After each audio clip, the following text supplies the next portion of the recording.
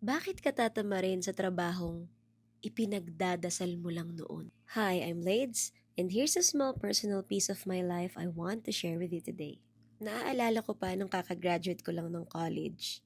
Sobrang excited ako makapagtrabaho sa isang magandang kumpanya sa Maynila. Kasi ang mindset ko noon, kapag sa magandang company ako nakapasok, mas malaki ang chance na kumita ako ng maayos at makatulong sa family ko. Pero nung nando na ako at nagtatrabaho na sa mga tinatawag nilang magagandang kumpanya sa Metro Manila, doon ako unti-unting namulat sa realidad. Hindi pala porket maganda yung kumpanya, maganda na rin ang sahod. Hindi pala ganun kadali ang lahat. Umabot pa ako sa point na halos araw-araw akong nagdadasal kay God na sana bigyan niya ako ng trabahong parang hindi trabaho. Habang dinadasal ko yun, parang ang layo, parang imposible. Pero deep inside, may part sa akin na naniniwala na baka posible din. Estudyante pa lang kasi ako, alam ko na talaga kung ano yung passion ko. Ang mag-perform, mag-entertain, magpatawa minsan, at gumawa ng videos. Pero dahil hindi naman kami lumaki sa marangyang buhay,